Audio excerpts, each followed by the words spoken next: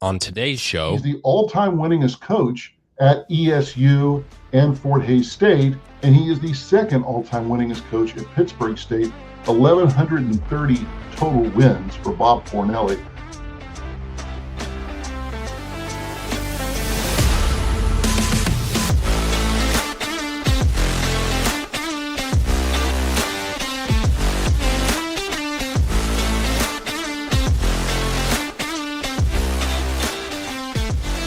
Lights, camera, action. It's go time for another episode of Kansas Sports Chatter, a statewide high school sports entertainment show streaming on YouTube and wherever you get your podcasts. My name is Cole Reif, and welcome into the show, whether you've been with us for 40-plus episodes or this is the first episode that you've ever heard or watched.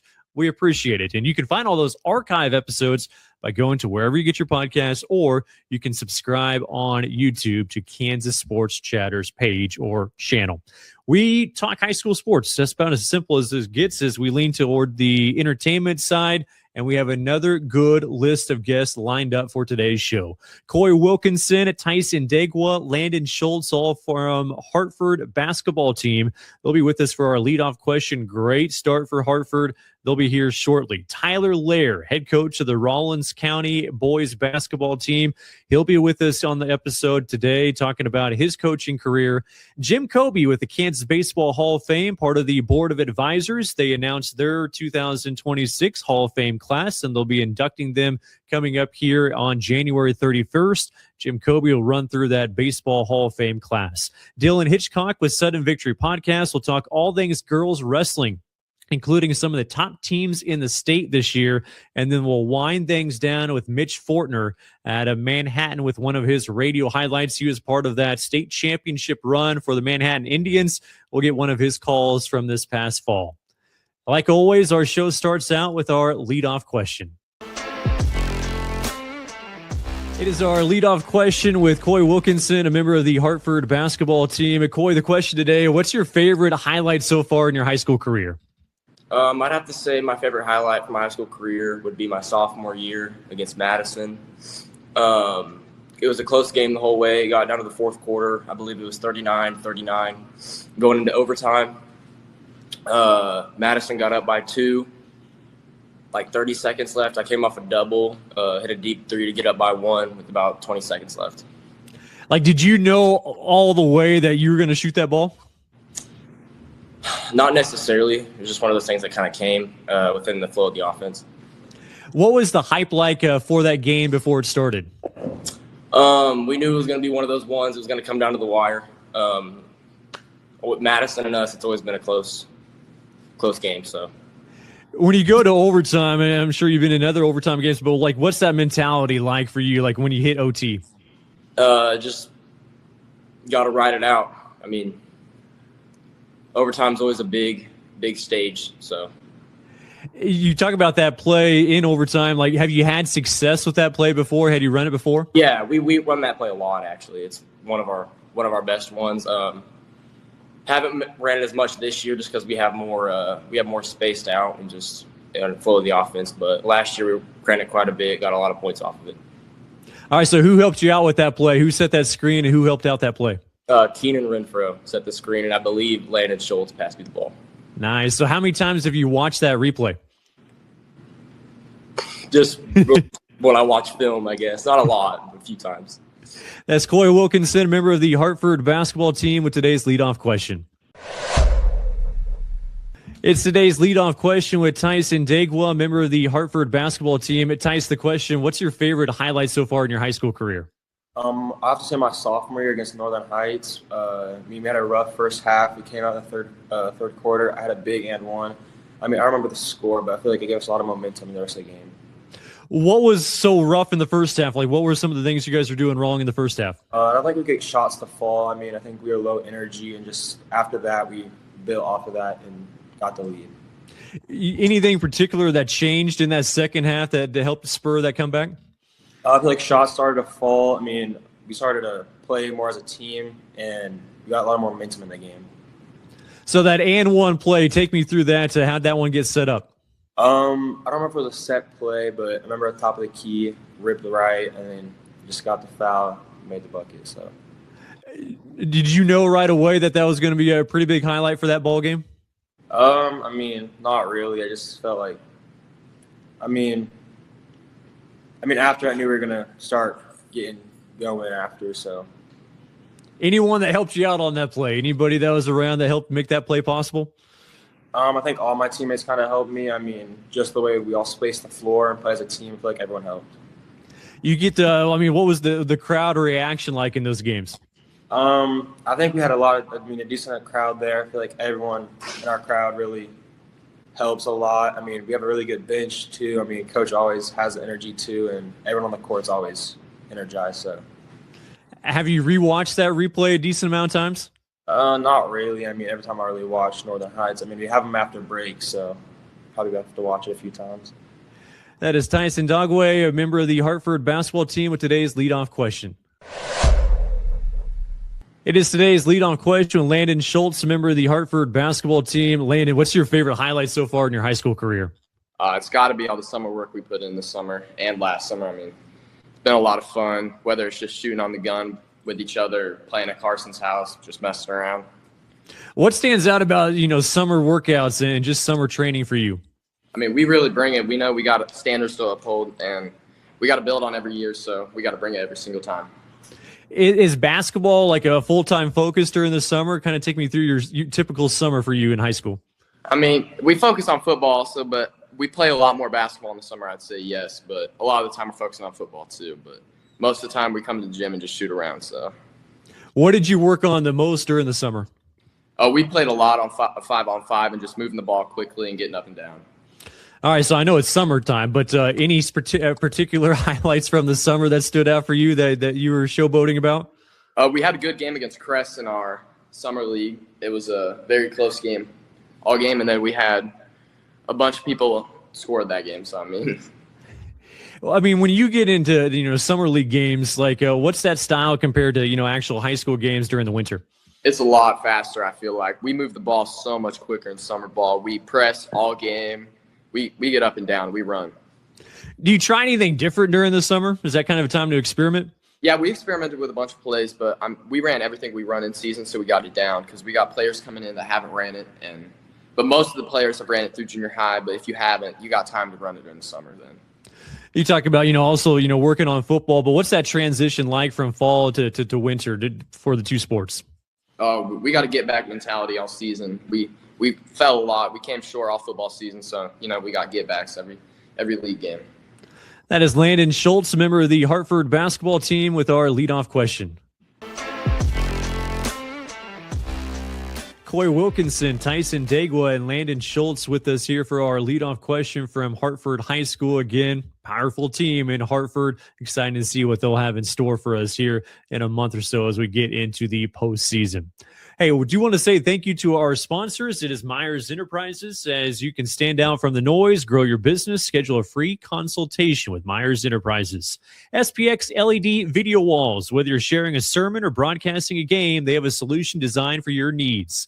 And Wheatland Electric. They raised more than $130,000 in cash and food donations to support 12 local food pantries. And our newest sponsor making their debut today, Barton Community College. Start your next chapter at Barton. They're always enrolling.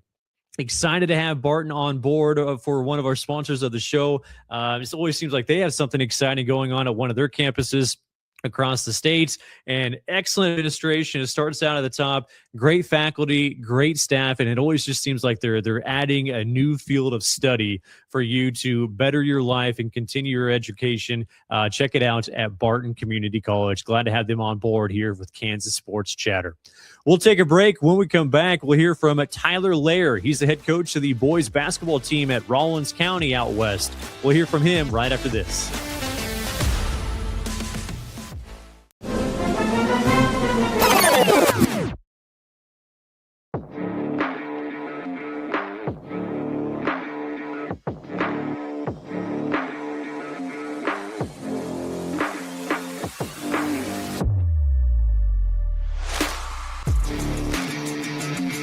SPX Specialized Video Wall Solutions.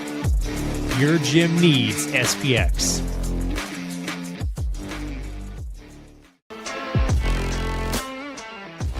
Welcome back on the show. It's Kansas Sports Chatter, and it is time to talk basketball with our next guest, and that is Tyler Lare with the Rawlins County boys basketball team. Hey, Coach, appreciate you coming on. I mean, year 3 for you, so you go back to, arriving at Rawlins County. What, first interested you in taking over Rawlins County? Well, originally I grew up about an hour and a half from here, so I'm a Western Kansas boy. My first teaching job was out east. And so I got acclimated to Eastern Kansas and started in Landen and moved to Bonner Springs and coached there both on the boys' side and on the girls' side. And I just was looking for something different and wanted an opportunity to run my own program. And this opportunity came up and I grabbed it. You talk about, going, being from Western Kansas and then going out east. What was that process like for you? And like you said, kind of getting acclimated to that side of the state.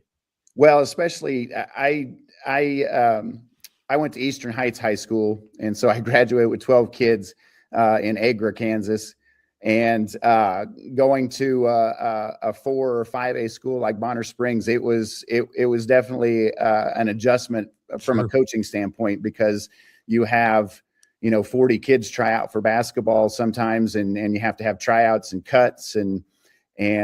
So it definitely presented some different challenges.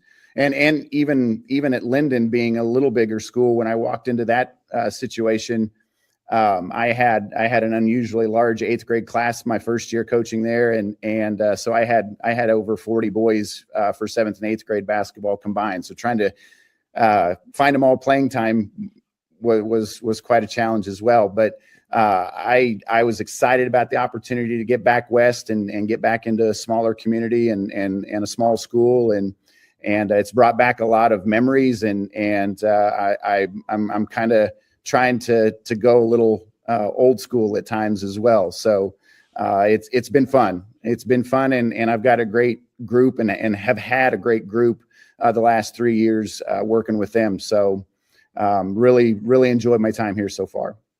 All right. So you mentioned old school. Like, what are some of the things that you're trying to incorporate? Well, just focus on fundamentals. In a bigger school, there's so many things. There's AAU basketball, there's club basketball. So they get a lot of game experience there. And so they come to you fundamentally, for the most part, fundamentally sound. And so out here, not so much club sports. And so really only school sports is all they do. And so you kind of have to go back to the basics and stress fundamentals and proper footwork and placing and using your body and those sorts of things. So to me, that's the fun part, is teaching the fundamentals. And so we kind of gear practice at a 60-40 fundamentals to like game type situations. Well, I mean, coach is coach, but would you consider yourself a, more defensive coach or more of an offensive guy? Probably more so on the defensive end.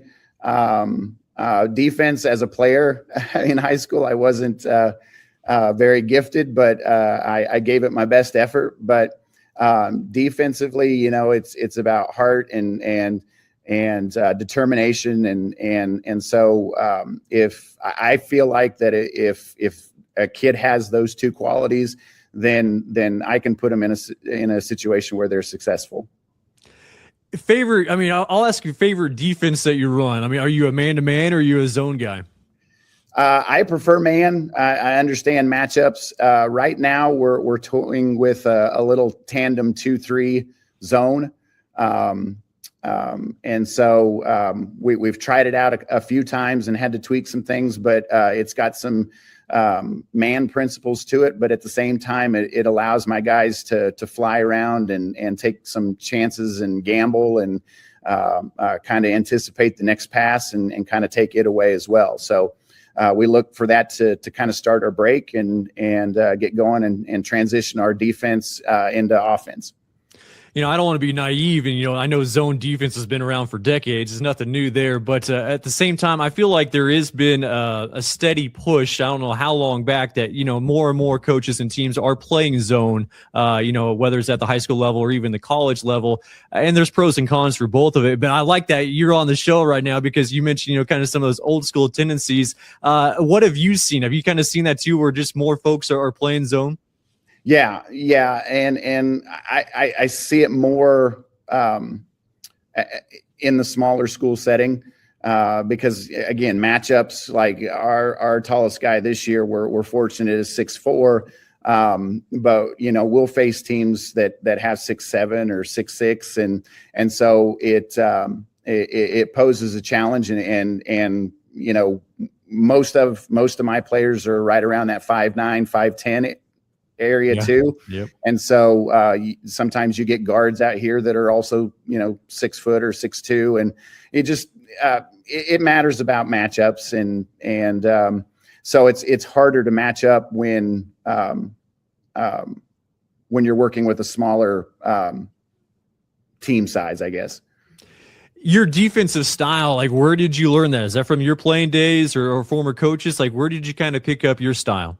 I picked up quite a bit from my high school coach. He's been a big influence on the way that I coach. Denny Crable in White City, and I've picked up. I've learned a lot. I've worked under a lot of guys and picked up a lot of different things from all of the guys that I've worked with throughout the years. And so you kind of pick and choose what fits your group, for one.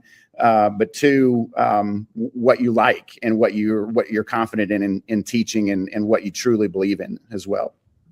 You've had a number of guys that have been able to step up already this year. I mean, Trey Carlson, he's had a great start. I mean, for what kind of player is he? Like, what makes him tick?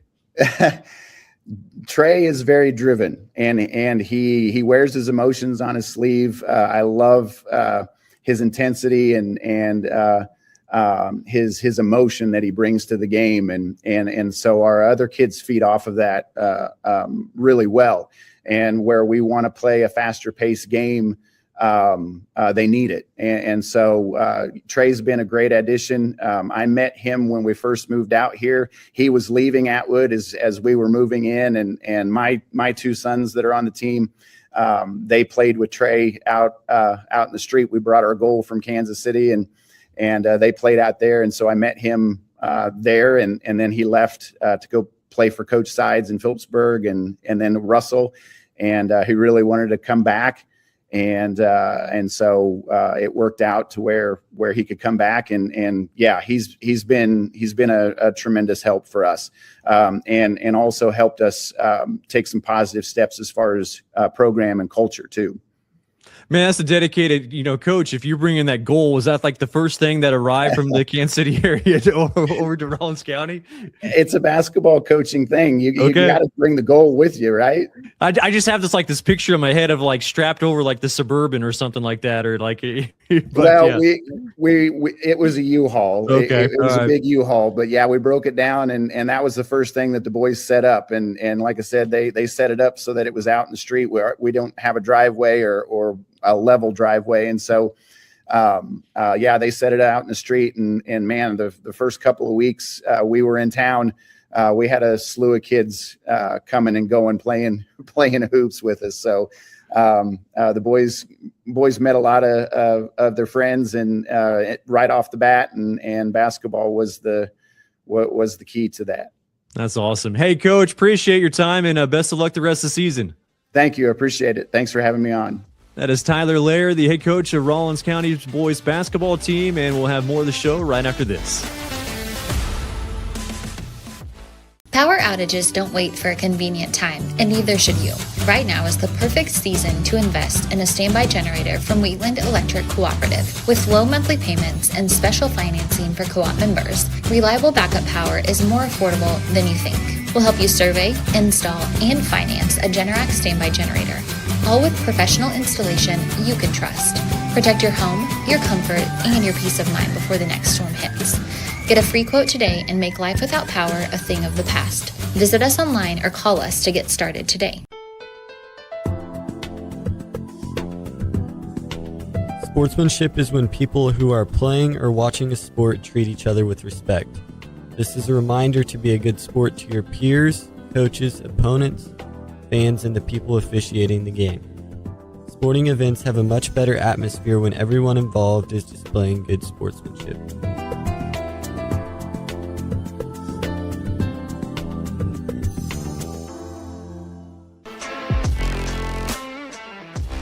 It is January, but already starting to think baseball here on the show with the Kansas Baseball Hall of Fame announcing their 2025 induction class, and they'll be honoring and celebrating those inductees on January 31st with their banquets, and you can buy tickets by going to their website, ksbaseballhof.com.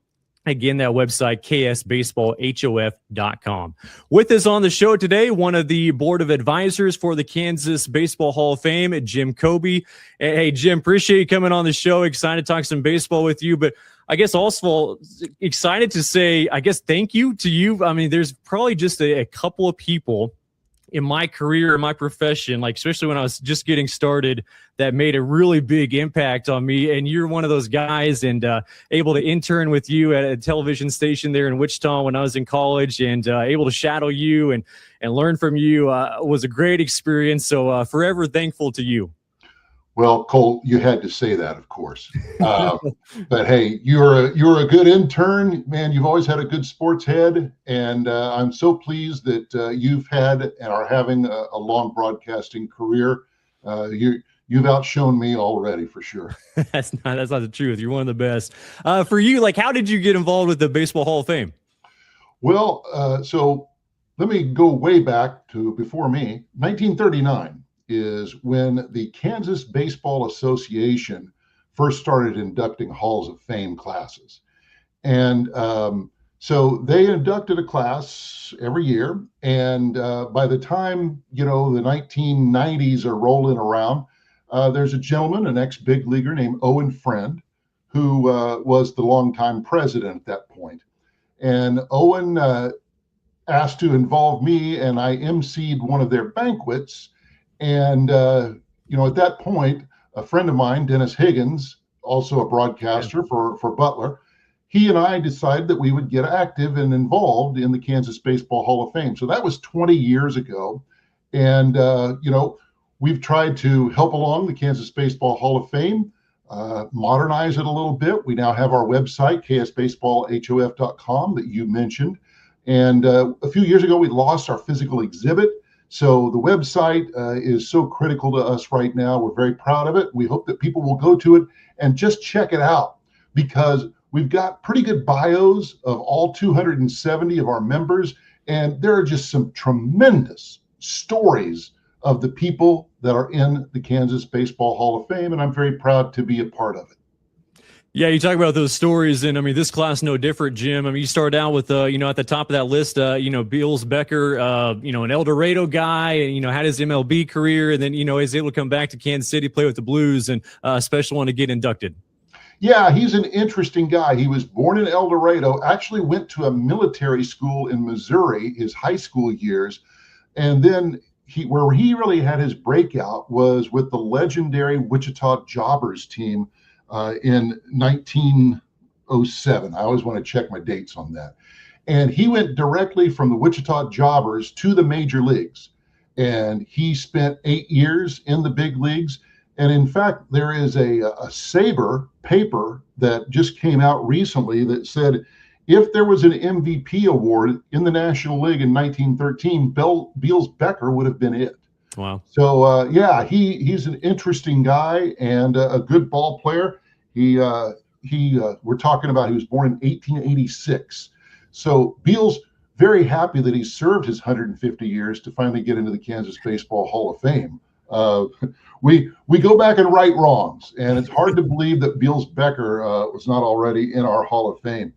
And the rest of the lineup this year, we think is excellent as well. Nate Cornejo, who I think a lot of your listeners will recognize that name because he was a standout at Wellington High School. As a matter of fact, now he is the pitching coach at Wellington High School. And he won a state championship. He and his brothers pitched the Crusaders to a state championship in 1995. And then he went directly He was drafted in the first round, went directly then into pro ball, and was very soon in the major leagues. Unfortunately, his major league career was cut short. He spent only 3 seasons in the big leagues. He had an injury, and he also pitched for some very, very bad Detroit Tigers teams. Yeah. But still, hey, 3 seasons in the big leagues, nothing to sneeze about for Nate Cornejo. Bob Fornelli is our third inductee, and he's a guy that I know that you'll recognize, of course, because he's been all over the state as a college coach. He played at Emporia State, coached at Emporia State, coached at Fort Hays State, and then he coached at Pittsburgh State. He's the all-time winningest coach at ESU and Fort Hays State, and he is the second all-time winningest coach at Pittsburgh State, 1,130 total wins for Bob Fornelli. Wow. So, yeah, we're excited to bring him in. He just retired, so after 35 years in coaching, so he'll be on hand to be inducted. Travis Hafner, we're inducting. So, Travis is not born in Kansas. We honor those who were born in Kansas and also those who made their contribution in baseball in Kansas.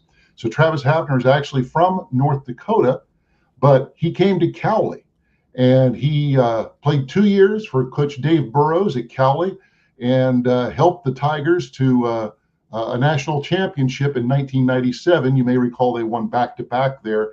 He was there for the first one, and probably the greatest player in Cowley program history. And then he had a 13-year major league career, mainly with the Cleveland Indians. Had some terrific seasons, had a 4-year run where he gained MVP votes every year. Really a great power hitter 20 years ago in the big leagues. Don Carnes is our next inductee, and Carnes is a really interesting guy. He started the high school baseball program at Baxter Springs. And, Baxter Springs is kind of synonymous with baseball in Kansas because of the Whiz Kids, where Mickey Mantle played. But, hey, Don Carnes started the program in 1981 and then immediately started winning state championships. He won 5 of them. He also coached girls basketball there at Baxter. And interestingly, after his coaching career wound down, he donated the land and then was the driving force behind what they call the Field of Dreams, Don Carnes Stadium. It's right there on Route 66 in Baxter Springs. You see it when you go through town, and it is a tremendous baseball and softball complex for Baxter Springs.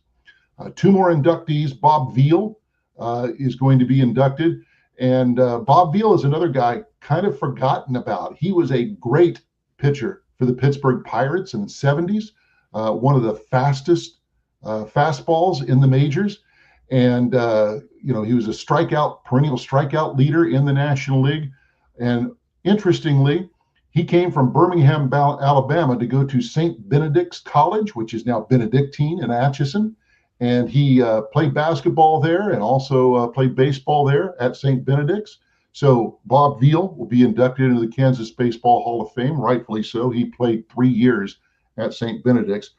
And our final inductee is a team. We started doing this a few years ago, and we're looking for great Kansas teams that have gone in. We have 16 in the Kansas Baseball Hall of Fame. So this is the Leavenworth Booker T's of the 1920s. And they were a prison team.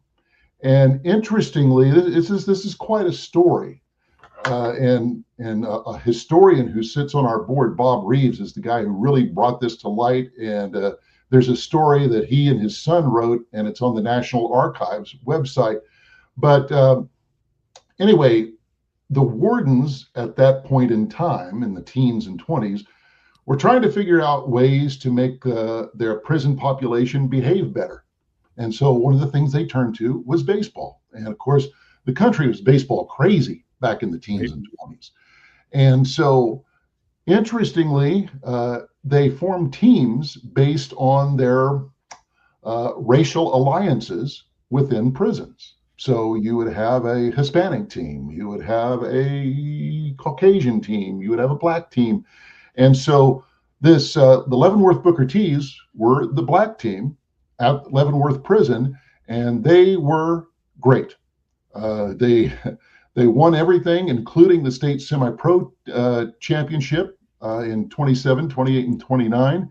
And while they had players coming into the prison population who had played in the Negro Leagues, they had 4 guys who had never played organized baseball, but because of the Booker T's, they were able to go on to the Negro Leagues. Yeah, so it's quite a story, and that's one of the great things about the Kansas Baseball Hall of Fame. You know, I've been around Kansas sports all my life, and I learn everything. I learned so much every year. The new stories and the people that we kind of uncover for the Kansas Baseball Hall of Fame. You talk about your archives, Jim. Like, what goes into that, that selection process when you put together these really good classes?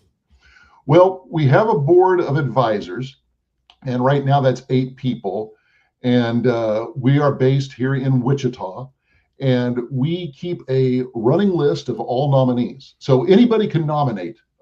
Please go to the website, ksbaseballhof.com, and nominate anybody that you think is worthy. We would love for you to attach any information you know about them, but I'm kind of our researcher. So for everybody that's on our list, and we have probably 30 people on our list for next year already, I write bios of each of them, and then our group gets together, we discuss, and then we go back to our own corners, come back in a couple weeks and vote once everybody's had the chance to, really absorb all the information. So it's always difficult because we have many more people than deserve it. And then also, you have Beals Becker and Bob Veal. Why weren't they in this Hall of Fame years ago? So we have to right wrongs also. But it makes it fun. And we've had a lot of great players, come to our banquet in Wichita to be inducted. And, it's a lot of fun.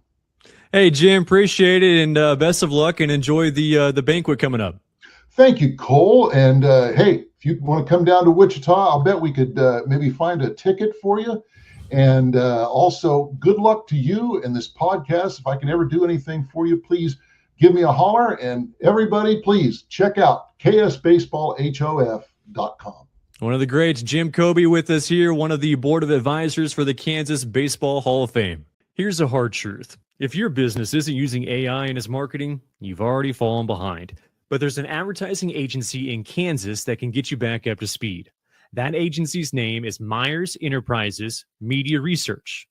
The name sounds dry because the company's run by engineers, not salespeople. They use superior research and analytics that drive results with surgical precision. Marketing doesn't have to be a gritty battle in the trenches. Your business can win from the box. Visit their website, mediaresearch.agency, to learn more. Kansas Sports Chatter continues with some wrestling conversation as we bring in Dylan Hitchcock. He is one of the hosts of the Sudden Victory podcast and a big girls wrestling enthusiast and following the sport for a number of years, and is helping us out kind of to be able to kind of spotlight some of the individuals that have really had a great season and also some of the teams. We're going to focus on those teams here a little bit, but Dylan, for you, I mean, this time of the year, you talk about winter sports, and for wrestling, not only are we getting into the heart of the season, but we're getting down to the final crunch, the final month of the season. How exciting of a time of the year is this for you and just, fans of wrestling? Yeah, this is it's an exciting time. Wrestling season's it's a long season with the Christmas break and everything like that. And once we get back from the break, it seems like we're kind of in that final mode, preparing for those league tournaments, regional, and then eventually state. And we got some fun tournaments coming up this week with the Newton tournament. A lot of great teams there. Best of the West at Wichita West High School. A lot of great schools there. So we got some good tournaments coming up over these next few weeks. But it's getting ready for that final part of the year. I know it's always a difficult question when I ask guests, to single out, just a handful of either whether it's players or teams, but I'm going to ask that upon you. Who are some of the teams that have kind of stood out and caught your eye so far in the season? Yeah, so last time we talked, we kind of highlighted some individuals, 5 of them, and just kind of a little bit recap on how their season's going. The Wilson sisters, we talked about them at 100, 105. They're both having great starts to their season, both undefeated, women winning in dominant fashion. We talked about freshman standout Leo Karnowski from Wamego at 155 pounds. She's undefeated. She's having an amazing tournament, won the Bobcat Classic, a great tournament in Kansas right before break, pinning the number 2 girl in the state in the first period. And then at 170, we talked about both Kylie Dillow and Saban Flanner. They're both having great seasons. Kylie Dillow actually started the year wrestling some college opens, doing fantastic. She's undefeated. Saban Flanner does have 2 losses, but both of them are to Dillow, with the last one being at the Wonder Woman over in Columbia, Missouri, probably the biggest tournament in the Midwest, in the finals of that tournament, and it was a close match. So those 5 are doing outstanding. There's been a lot of other great individual performances as well. But when we're looking at teams and the top teams in Kansas, this is sometimes can be hard to kind of pinpoint just who the top teams are. We looking at top dual teams, top tournament teams. So what I'm going to go off is the all-class rankings. And I actually do the all-class rankings for the state of Kansas. And just to talk a little bit about the all-class rankings, both individual and team-wise.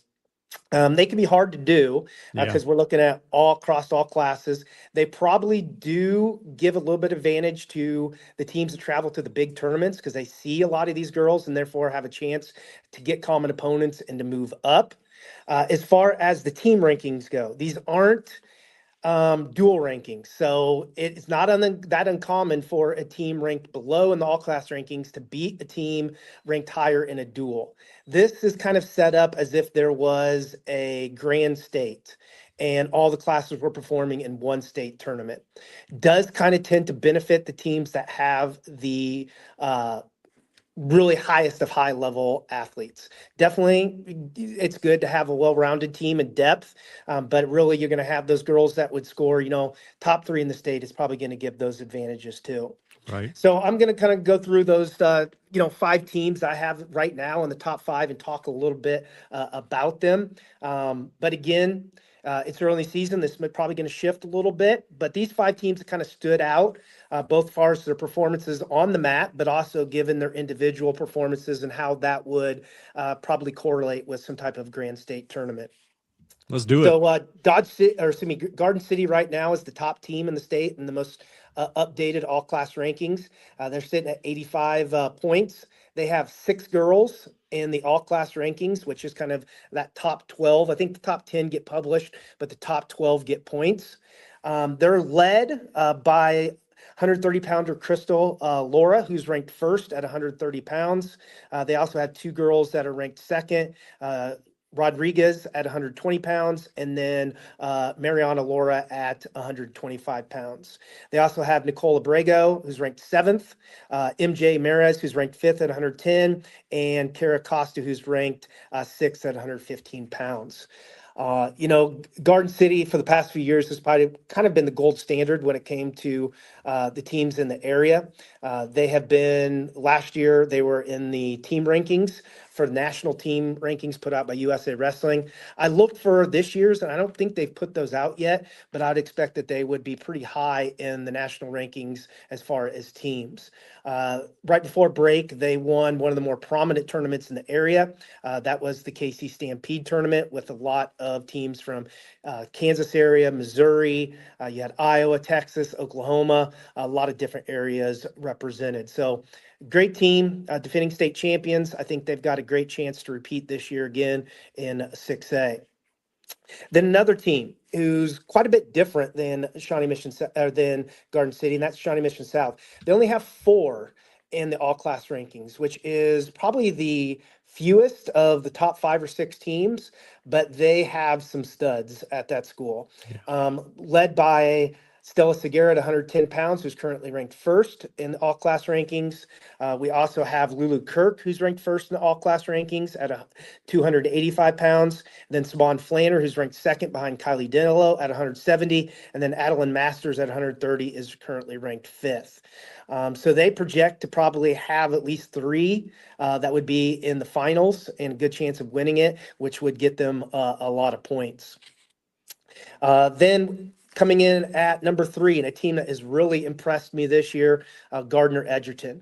They were a pretty well-rounded team last year, but they didn't have many at that higher level. And it seems like this year a lot of the girls have taken jumps. And then they have two standout freshmen, two really, really good freshmen, which are going to help their lineup as well. They have 6 in the all-class rankings. They have 2 that are ranked in the top 2. Madeline Reidinger at 100 pounds is ranked second behind the Wilson at 100 pounds. Brylan Jackson, known as B, she's ranked second at 110 pounds. She's a freshman, definitely one of the best freshmen in the state. She is having a fantastic, fantastic season. She is ranked right behind Stella Segura at 110 pounds from Shawnee Mission South. They have not met each other. I know they're going to meet each other probably at league, if not before, but that would be a match that I would definitely want to see. They also have Aspen Walker, another fantastic freshman at 120 pounds, who's ranked 5th in the all-class rankings.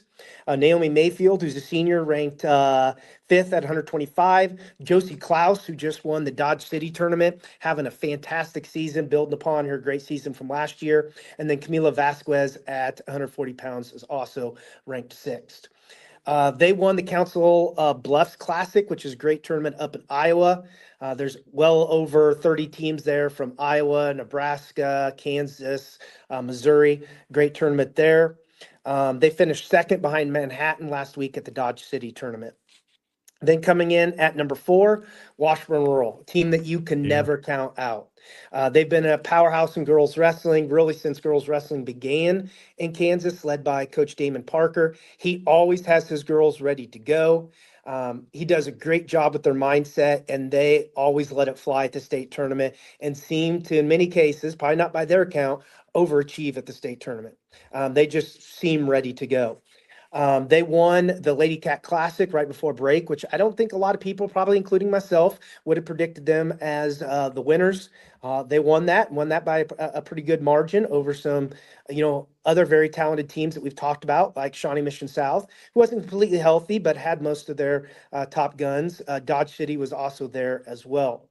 Washburn is probably led by their sisters at 140, 145, Emmy and Maddie Blanco.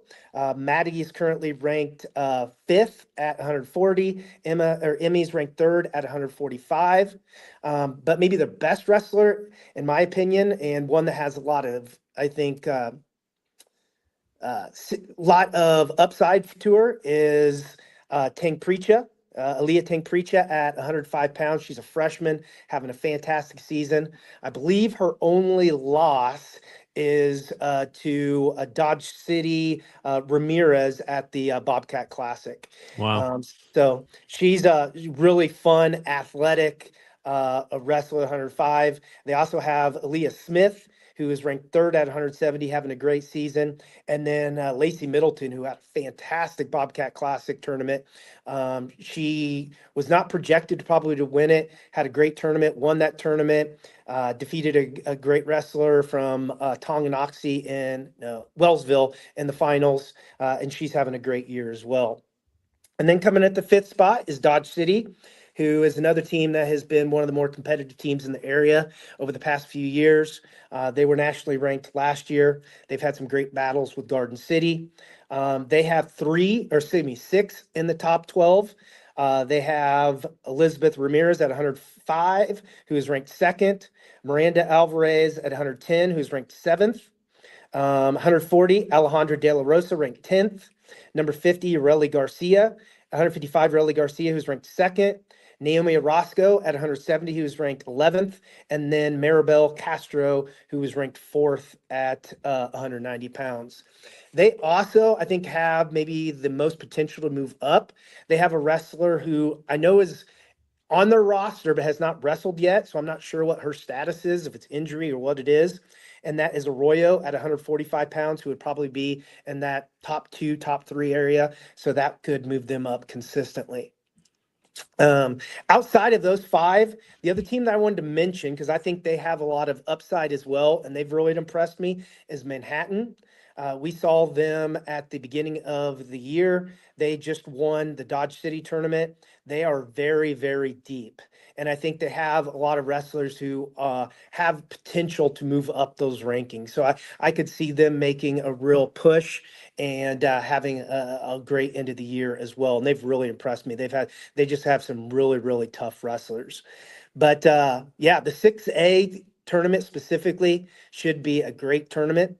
I think Garden City is the favorite, but when you look at it, we have, all 5 of our top 5 teams are from the 6A. And I think 6 of the top 7 are from 6A. Newton was in at that number 6 spot. So it should be a great 6A battle in the tournament. But anytime we talk about all class rankings with the number of kids that they have, it does typically favor those bigger schools. Sure. Well, Dylan, really good insight. I'll let you enjoy this, the fun time and exciting time of the season, and we'll catch up with you next month. Anytime. Love talking about girls wrestling. Appreciate everything that you're doing. That is Dylan Hitchcock with the Sudden Victory Podcast and our Wrestling Insider here on Kansas Sports Chatter. Are you looking for a new way to promote your business or organization? Do you want to get your message out to a statewide audience that loves high school sports in both urban and rural areas? Kansas Sports Chatter has advertising opportunities from commercials, sponsoring specific guests, product placements, and even a premier sponsorship. Let Kansas Sports Chatter promote your brand. Contact ksportschatter@gmail.com for more advertising details. That's ksportschatter@gmail.com. Come join the chatter. Just about ready to wrap things up with Kansas Sports Chatter. Make sure you subscribe on YouTube. Give us a like there. Also, if you have any suggestions, anybody you want to see on the show, anything like that, make sure you reach out. You can find our social media accounts, and also you can email us at ksportschatter@gmail.com.